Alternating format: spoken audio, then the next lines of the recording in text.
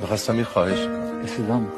یک حکایتی رو شما، من بارها و بارها این رو دیدم در فضای مجازی، از مولانا دارین و روایت میکنین در واقع که شخصی میره پیش شخص دیگری گندم از اون میخواد. خیلی به نظرم زیباست و شما خیلی زیبا بیانش میکنید.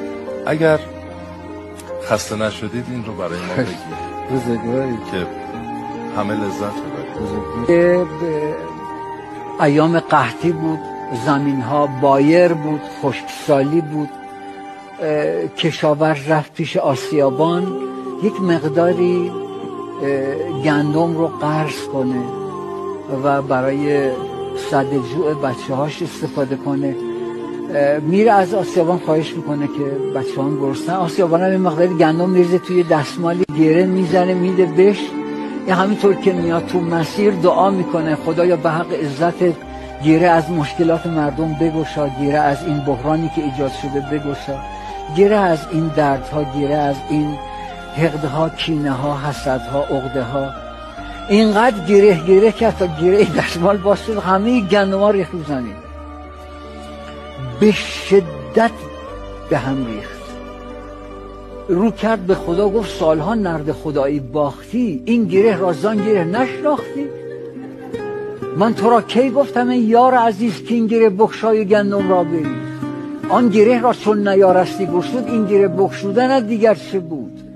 من خداوندی ندیدم زین نمد، یک گره بخشودی آن هم غلط. الغرض برگشت مسکین دردناک، تا مگر برچیند آن گندم ز خاک. برگشت گندم‌ها رو جمع کنه، چون برای جستجو خم کرد سر، دید افتادی یکی همیان زر. همون جایی که گندم‌ها ریخته بود کیسه زری رو پیدا کرد. یه صدایی در درون بهش گفت تو مبین اندر درختی یا به چاه، تو مرا بین که منم مفتاح راه. سر پنهان است اندر صد غلاف، ظاهرش با توست و باطن برخلاف. عقل را خود با چنین سودا شکار، عقل را خود با چنین سودا شکار. کر مادرزاد را سرنا شکار. سجده کرد و گفت که رب وجود، من چه دانستم تو را حکمت چه بود؟ هر بلایی که از تو آید رحمتی است، هر کرا فقری دهی آن نعمتی است.